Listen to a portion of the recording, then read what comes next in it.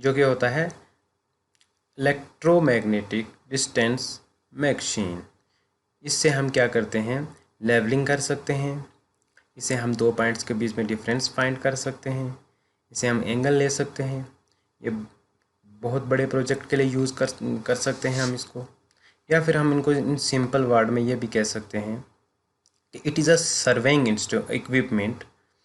ये combination of electromagnetic distance measuring instrument, or it is also integrated with microprocessor, electronic data control and storage system. So it's mean इसमें ये एक electronic device है, ये charge होती है, इसमें बैटरी होती है और इसमें कीबोर्ड्स लगे होते हैं, इसमें डाटा स्टोरेज होता है। सब डाटा जो भी हम कलेक्ट करते हैं वो इसमें स्टोरेज होता है, फिर उसके बाद हम इसको ट्रांसफ़र कर सकते हैं। The instrument can be used to measure horizontal and vertical angle as well as sloping distance and levelling of object to the instrument.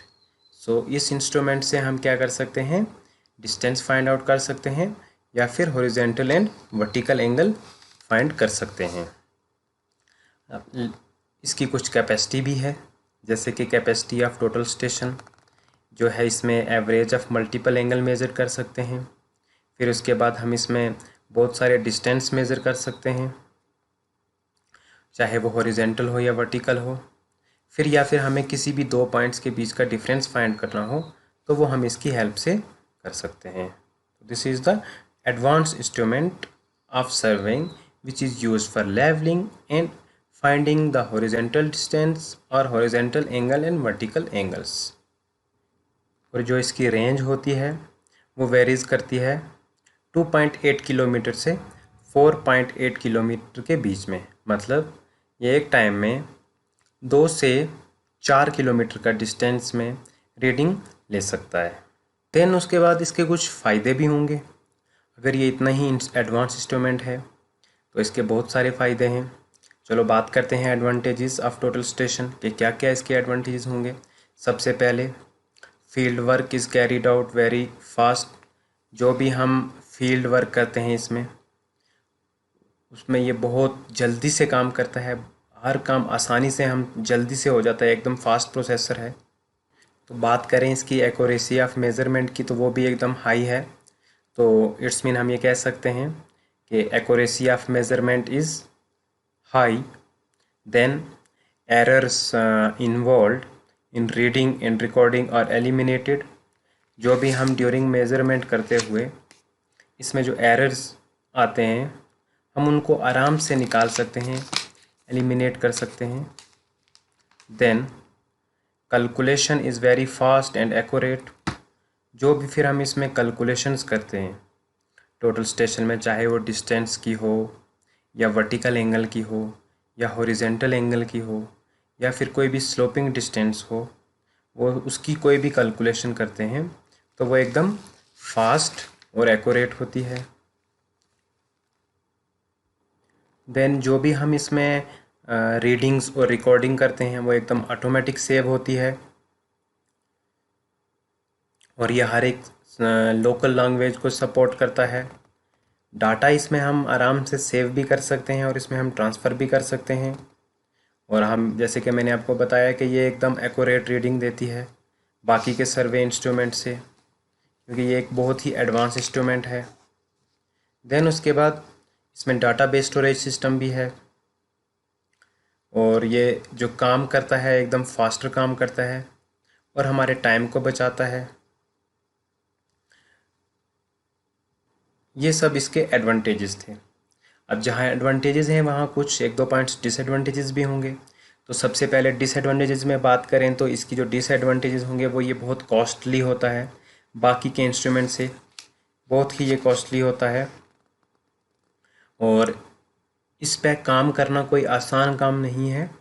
इसके लिए स्किल्ड लेबर होनी चाहिए, सीखा हुआ होना चाहिए अच्छे से। टेम्परेरी एडजस्टमेंट है थेडोलाइट का, वो कैसे करते हैं, what are the temporary adjustment of theodolite. तो जो टेम्परेरी एडजस्टमेंट है इसमें 3-4 पॉइंट्स हैं।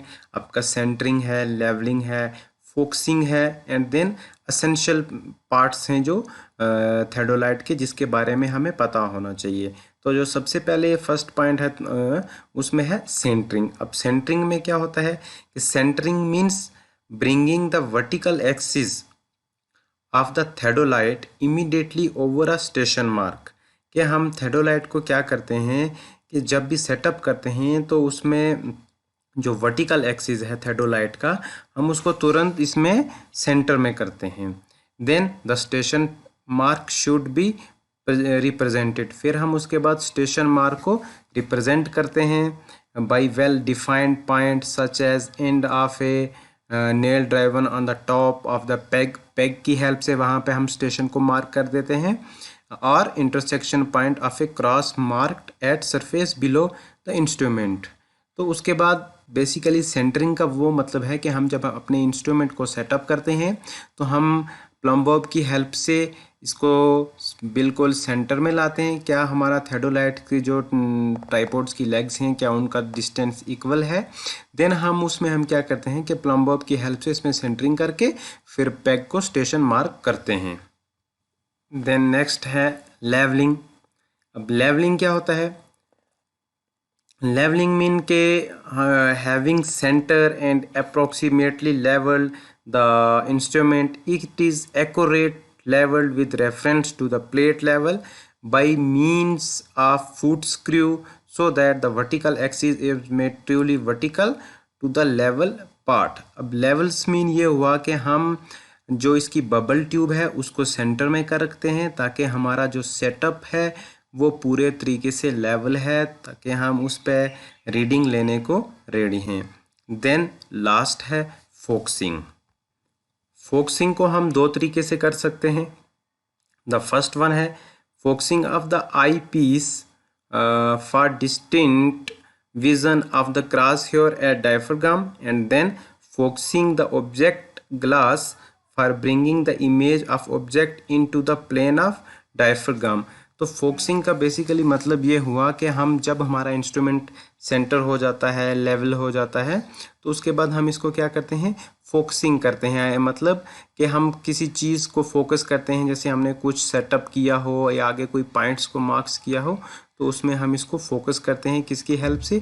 आई पीस की हेल्प से।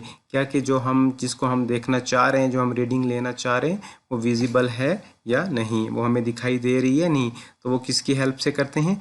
फोकसिंग से with the help of eye piece and cross hairs.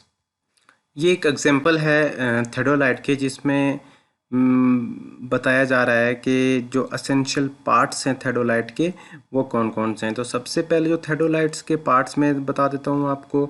इसमें प्लम बब लगा होता है, फिर उसके बाद इसमें बबल ट्यूब होती है एंड देन वर्टिकल सर्कल होता है, और इसके लिए टेलीस्कोप होता है। इसमें आई पीस होता है, आई पीस ऊपर क्लैंप्स होता है, लोअर क्लैंप्स होता है इसमें, और इसमें रीडिंग्स के लिए भी है, उसको ग्रेजुएटेड सर्कल बोला जाता है। एंड देन सर्कल क्लैंप है, हॉरिजॉन्टल एक्सिस भी है, एंड देन इस पर फुट स्क्रू होता है। और हम इसको जो सेटअप करते हैं वो हम ट्राइपॉड की हेल्प से इस पर सेटअप करते हैं। ट्राइपॉड को सेटअप करने के बाद फिर हम इसकी सबसे पहले सेंटरिंग करते हैं, देन लेवलिंग करते हैं, और उसके बाद फिर हम फोकसिंग करते हैं। जब ये सब हो जाता है तो फिर हम इस पर परमानेंट एडजस्टमेंट करते हैं, जिसमें क्या हो जाता है कि हम रीडिंग और रिकॉर्डिंग्स का काम करते हैं और मेज़रमेंट लेते हैं हॉरिजॉन्टल और वर्टिकल एंगल्स की। देन नेक्स्ट है measurement of horizontal angle. Horizontal angle को मेज़रमेंट किया जाता है दो मेथड से। जो पहला मेथड है वो आपका रेपिटेशन मेथड है, एंड देन उसके बाद सेकंड मेथड है, उसमें हम उस मेथड को हम रिट्रेशन मेथड कहते हैं। तो रेपिटेशन मेथड कौन सा मेथड है? This method is used for accurate work.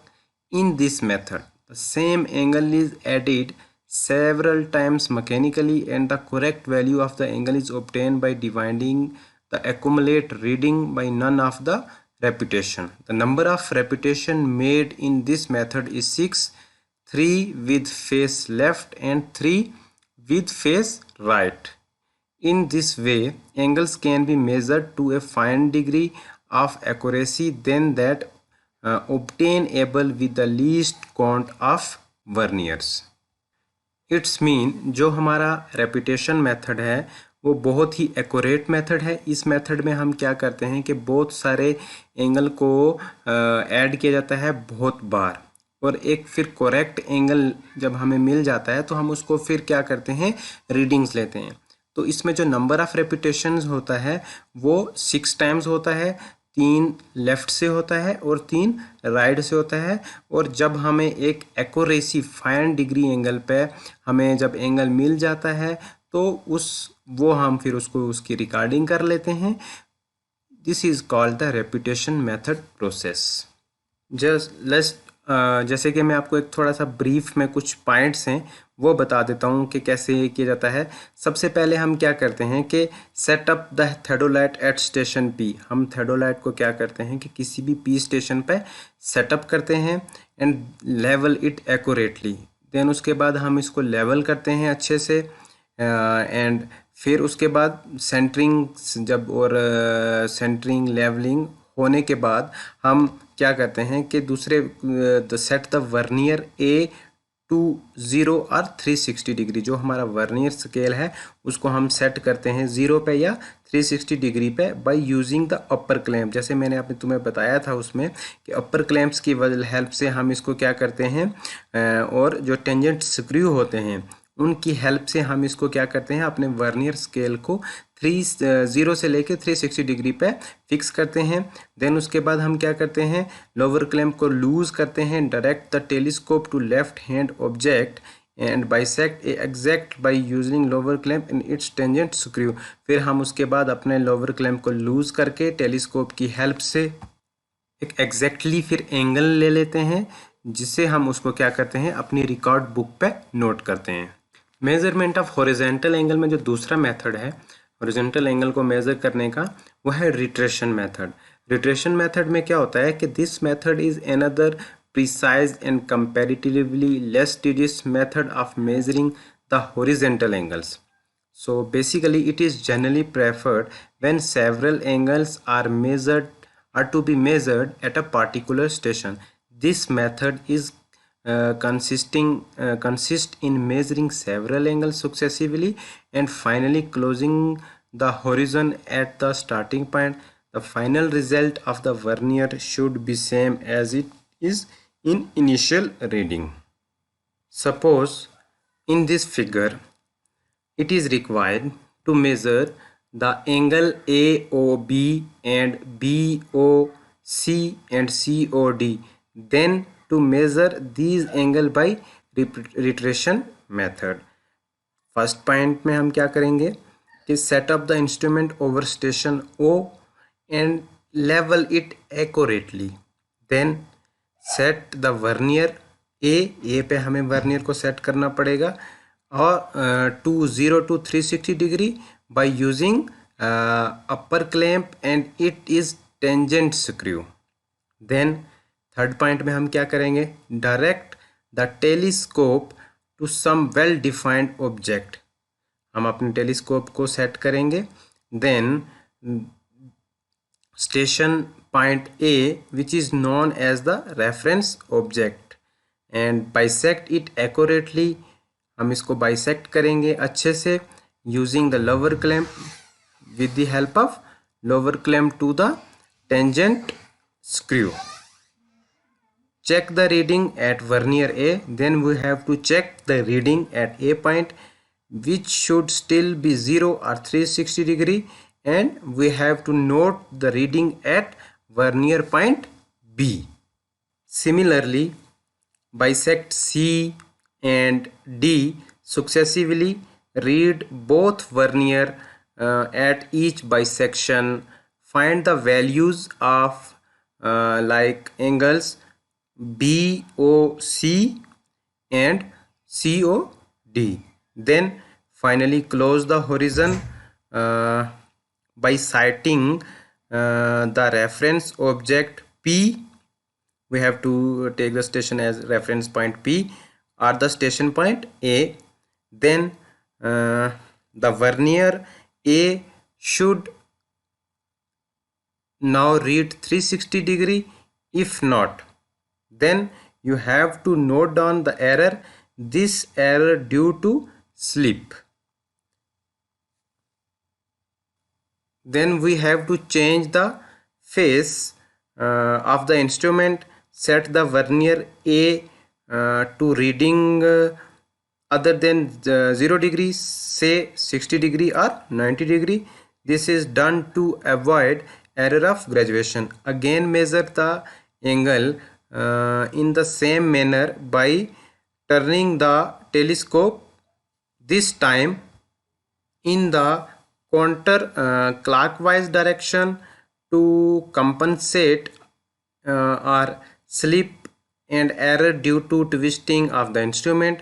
Close the horizon and apply the necessary correction to all the angle as before. The mean of the two result for each angle is taken as it is in true value. The next is measurement of vertical angle. What are the vertical angles? A vertical angle is angle between the inclined line of sight and the horizontal. It may be an elevation of angle or depression according as the object is above or below the horizontal plane. That is shown in figure. See the vertical angle of any sight, that is shown like angle AOB, again angle AOB. There are three figures which shown the vertical angles of a theodolite survey. So what are the uses of theodolites? The uses of theodolites are as follow.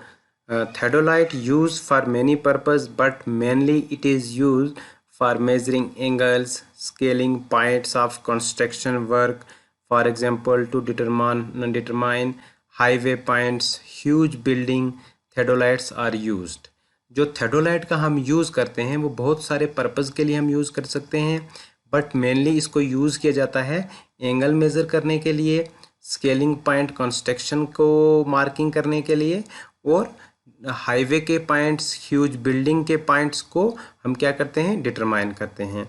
तो first point, to measure vertical and horizontal angle. As I earlier told you कि जो theodolite है उसका हम use जो है वो vertical और हॉरिजॉन्टल एंगल में कर सकते हैं.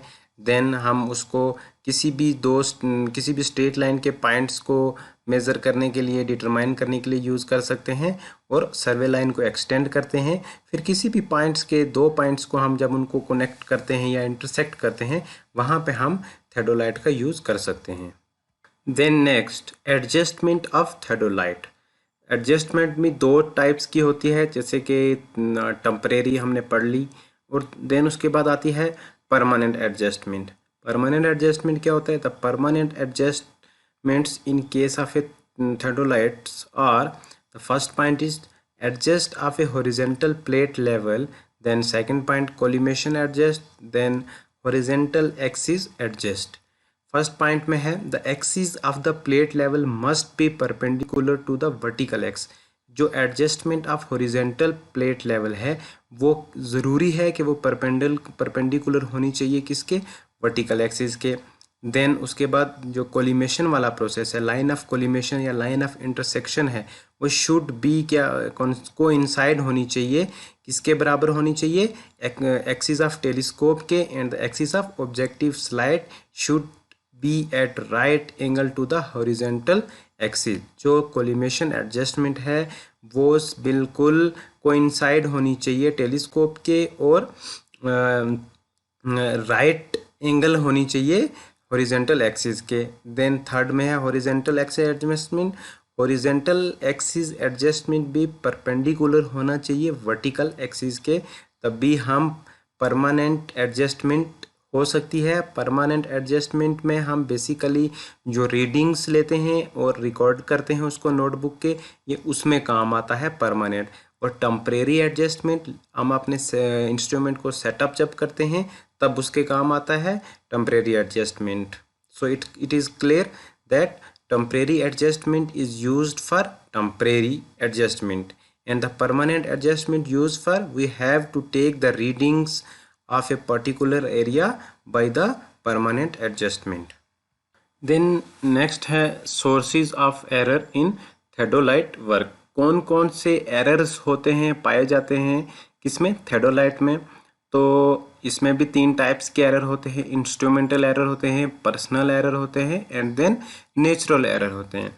तो इंस्ट्रूमेंटल एरर कौन से होते हैं? Non adjustment of plate bubble, line of collimation not being perpendicular to the horizontal axis not being perpendicular to vertical axis, line of collimation not being parallel to axis of telescope, eccentricity of inner and outer axis, graduation not being uniform and then vernier being eccentric। तो basically instrumental error वो error होते हैं कि कुछ भी ऐसा कारण हो कि जिसमें इंस्ट्रूमेंट हमारा ख़राब हो, उसकी प्लेट लेवल या बबल ट्यूब या उसके कुछ जो वर्नियर स्केल होता है जहाँ से हम रीडिंग लेते हैं वो एक्यूरेट ना हो। ठीक है, तो वो सब मतलब कोई भी एरर जो इंस्ट्रूमेंट की वजह से आए वो सब इंस्ट्रूमेंटल एरर में आता है। देन है आपका सेकंड नंबर पे ऑब्जर्वेशनल एरर। ऑब्जर्वेशनल एरर वो एरर होता है inaccurate centering. This is very common error and like it is introduced in all angles measured at a given station.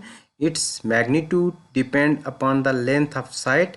It varies inversely as the length. Inaccurate centering, slip, working wrong tangent, parallax, inaccurate bisection and other error includes in observational errors. Inaccurate bisection means care should not taken to bisect the level point visible on the ranging rod. In case of short sight, the point of pencil or the plumb line may be used instead of ranging rod. The error varies inversely with the length of sight. Then other errors such as mistake in setting the vernier, mistake in reading the scales and vernier, mistake in reading wrong vernier and mistake while booking the reading can be prevented by checks and precaution. It's mean हम कुछ भी गलती करते हैं observational error, जिसको हम personal भी बोल सकते हैं कि हमने रीडिंग अच्छे से नोट ना की हो। अगर हमने रीडिंग अच्छे से नोट की हो तो उसको हमने अच्छे से उस नोटबुक पे नहीं लिख पाए। तो जो भी इस प्रकार के जो हमारी खुद की गलतियों की वजह से जो एरर आते हैं वो ऑब्जर्वेशनल एरर में आते हैं। देन आपका लास्ट है natural error. These error due to high temperature causing irregular refraction, wind storm causing variation of instrument, the sun shining on the instrument. These errors are included or present in natural error. So natural error वो error होते हैं कि जो हमें natural की वजह से हो, तेज़ से बारिश हो जाना, आंधी तूफान होना, सनलाइट का हमारे इंस्ट्रूमेंट पे लगना, उसकी वजह से जो भी एरर आएगा वो नेचुरल एरर्स में आता है। Thank you. In next video we will discuss about the part 2 of the theodolite survey.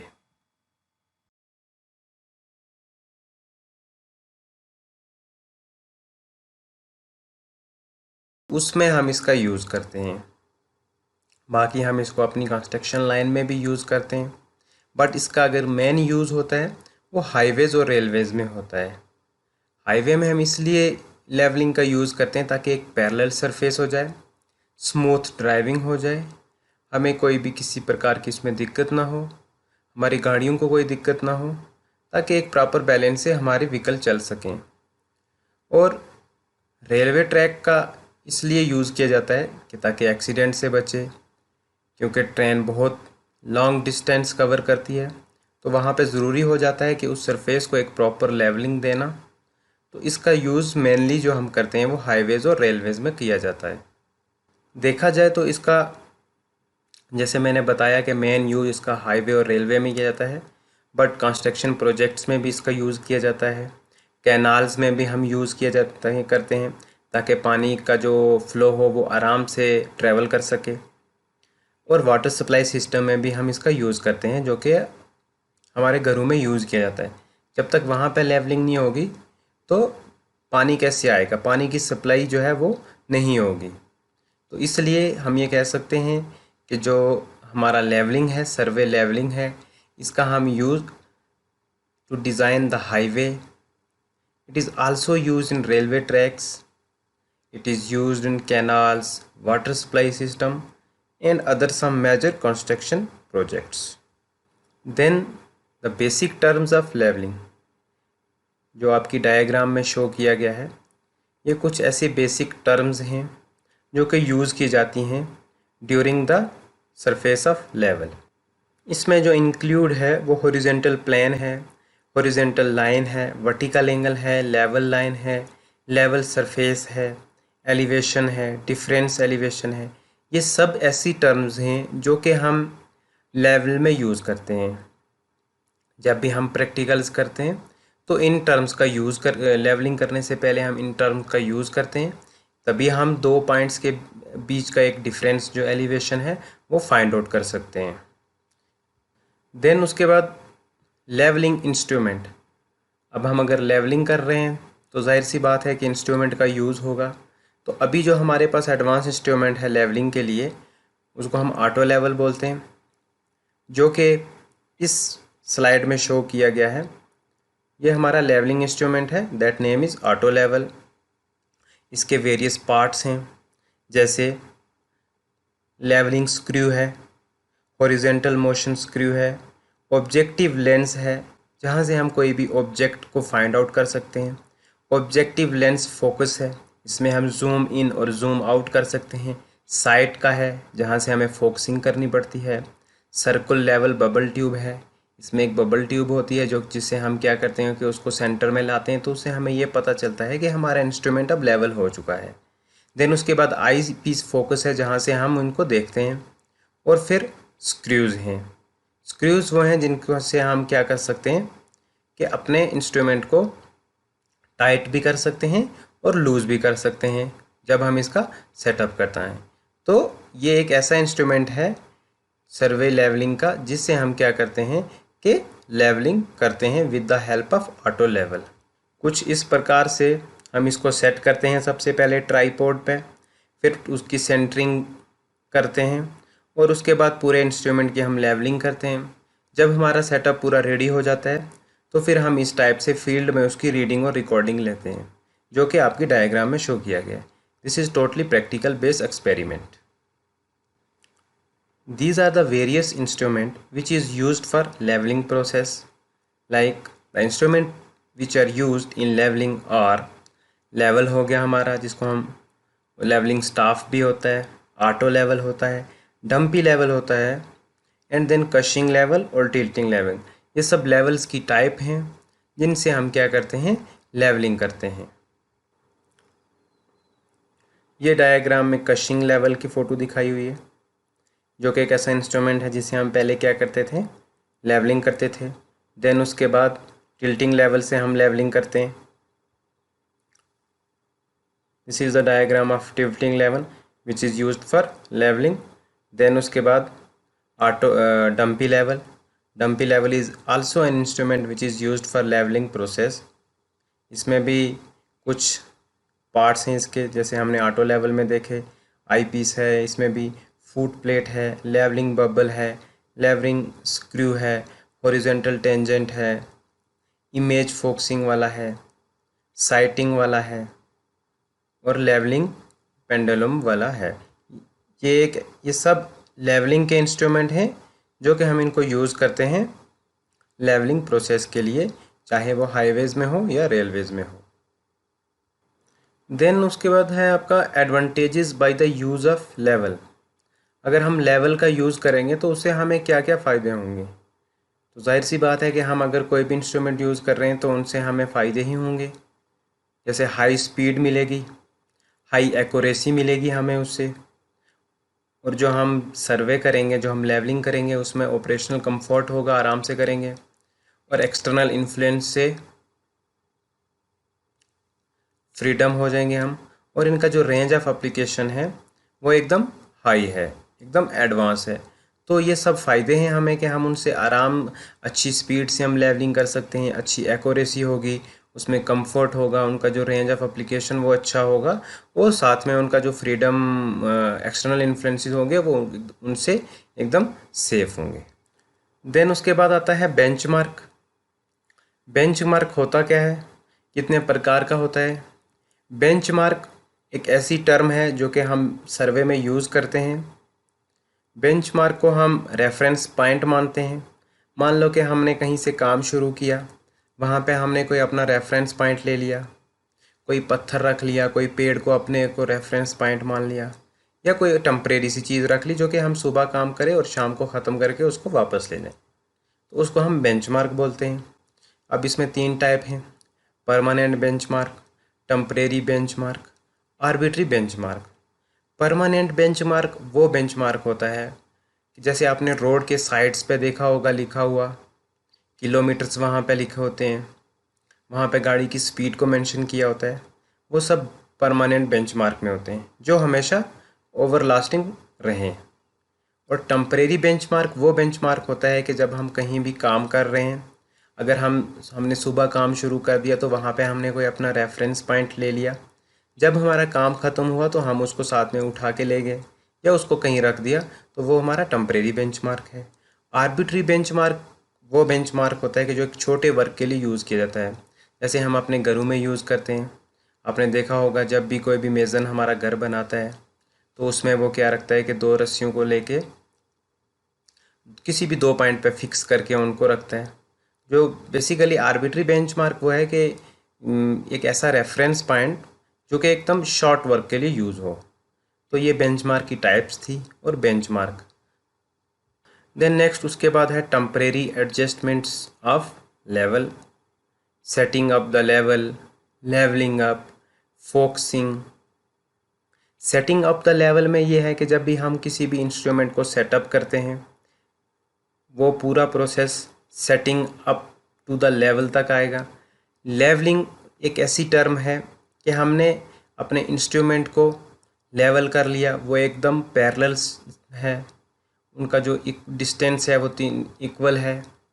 और फोकसिंग उसके बाद ये है कि हमने उसको, अब वो रीडिंग लेने के लिए रेडी हो गया। This operation include setting up the level on the tripod and leveling it approximately by legs adjustment. Bring bubble tube in center. Leveling of the instrument approximately by the legs of tripod and accurately by the foot screw. So it's mean अगर हमें centering करनी है या levelling करनी है तो हमें अपने बबल ट्यूब को सेंटरिंग में करना पड़ेगा। देन उसके बाद जो ट्राइपॉड है उसके फुट स्क्रू को हमें टाइट करना पड़ेगा एक्यूरेटली से, जिससे कि हमारा इंस्ट्रूमेंट पूरा लेवलिंग अप हो जाएगा।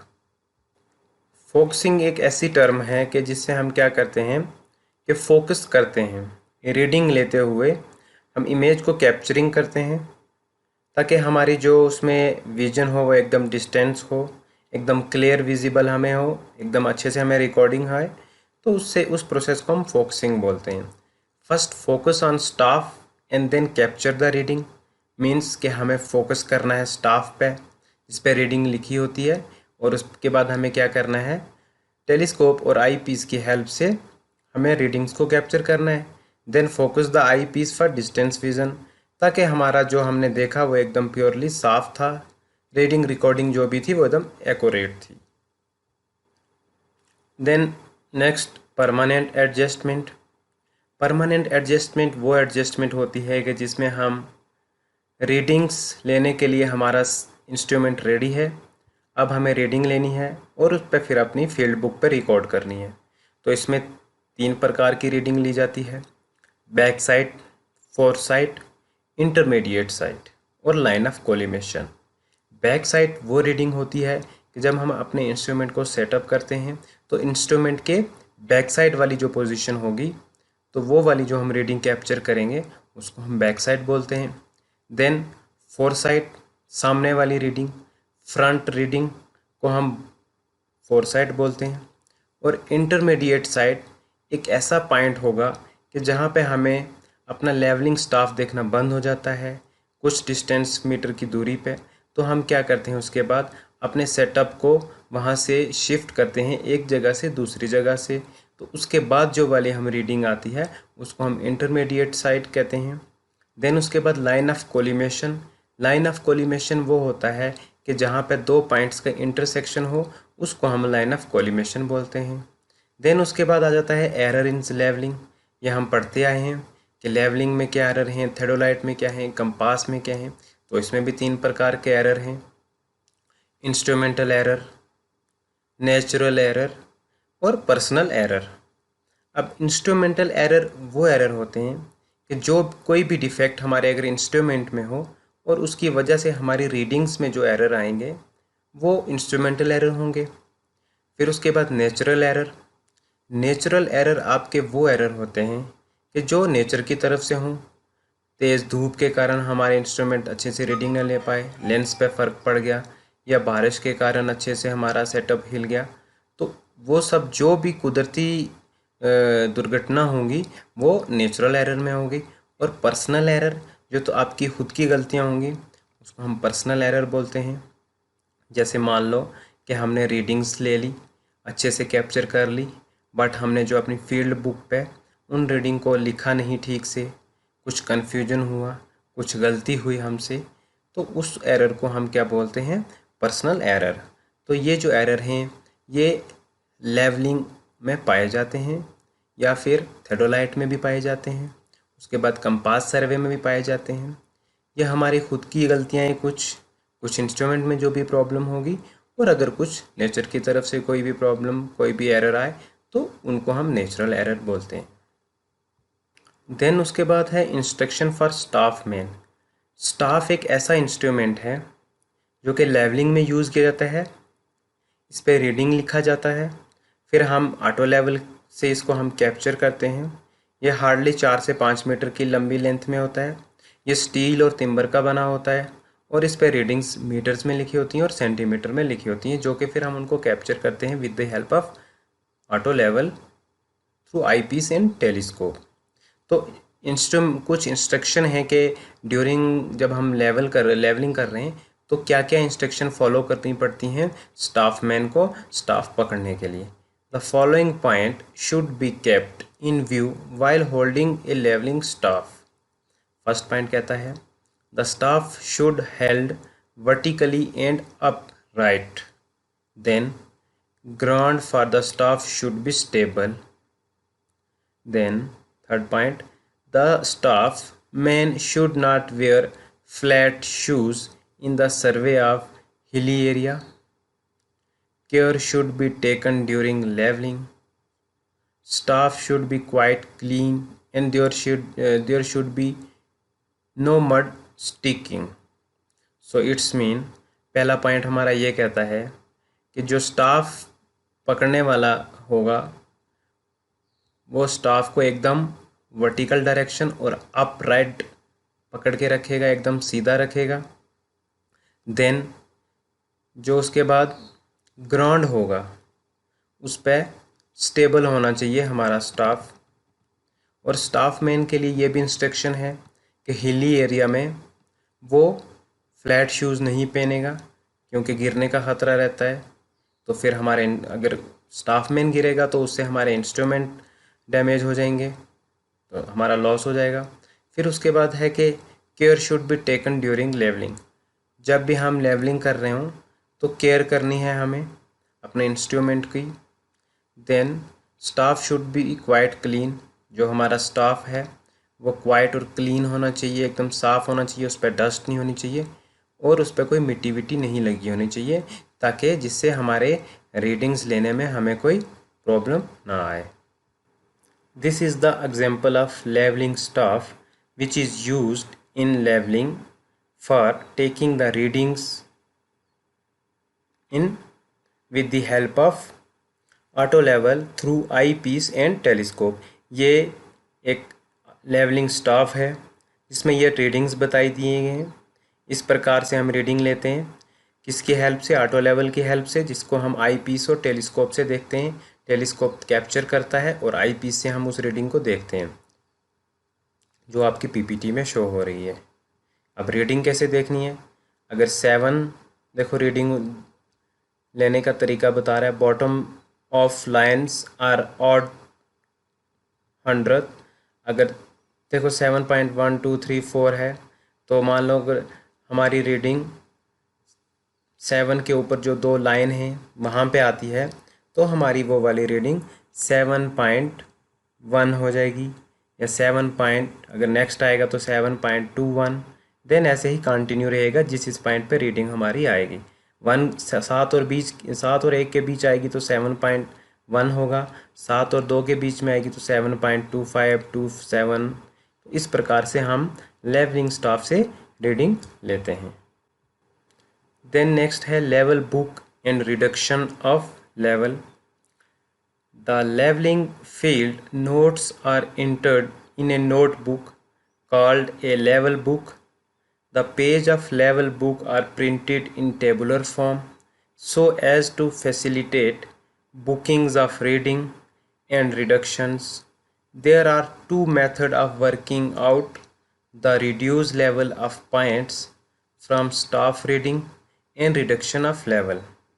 So there are two methods, height of instrument method and rise and fall and method. तो जो रिडक्शंस ऑफ लेवल हैं या लेवल बुक है, लेवल बुक क्या होता है कि एक नोटबुक होती है जिसमें क्या होते हैं, जो पेज प्रिंट किए जाते हैं एक टेबुलर फॉर्म में, जो भी हम रीडिंग लिखते हैं तो वो उस पर नोट की जाती है। अब रिडक्शन ऑफ लेवल्स में 2 मेथड आते हैं। आपका एक हाइट ऑफ इंस्ट्रूमेंट मेथड है जिसका दूसरा नाम कोलिमेशन मेथड है, और देन उसके बाद राइज एंड फॉल मेथड है। Height of instrument या collimation method, it consists in find elevation of plane collimation. For example,